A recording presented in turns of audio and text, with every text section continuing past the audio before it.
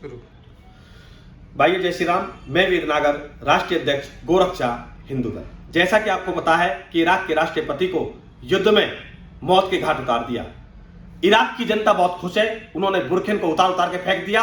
जश्न मना रहे हैं कि ऐसे तानाशाह का अंत हो गया जिसने लाखों बहन बेटियों की इज्जत लूटी हो, उनको मौत के घाट उतारा हो। और उसको मरने के बाद छाती पीट पीट कर भारत के अंदर मुसलमान रो रहे हैं और रोडों पर उतर रहे हैं। मैं अपने देश के मुसलमानों से कहना चाहता हूं, अगर इराक से इतनी हमदर्दी है उन लाखों बहनों का जिनका उसने मौत के घाट उतारा, जिनको जबरदस्ती बुरके में रखा गया, अगर आपको उनके प्रति कोई दया नहीं है तो आप जाइए और इराक में जाकर अमेरिका से लड़िए। लेकिन आपकी कुरान में भी लिखा हुआ है कि आप जिस देश के अंदर रहते हैं आपको उस देश को फॉलो करना पड़ेगा। आप सजदा करते हैं, धरती माता को नमन करते हैं, लेकिन आप वंदे मातरम भारत माता की जय नहीं बोलते। इसका मतलब आप कुरान को भी नहीं मानते।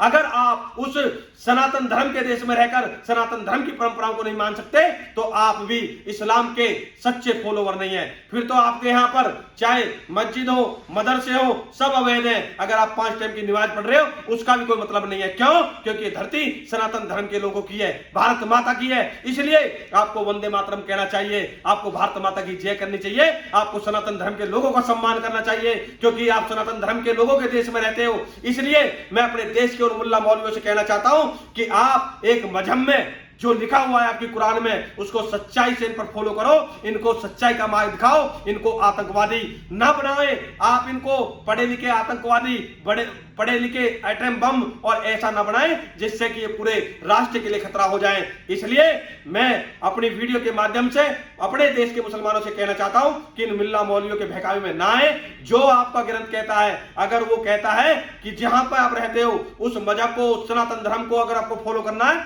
तो भारत के मुसलमान आपको भारत माता की जय भी बोलना चाहिए, भगवान श्री राम को भी मानना चाहिए, धरती माता को भी चुचकारना चाहिए, क्योंकि आप यहां पर रहते हो।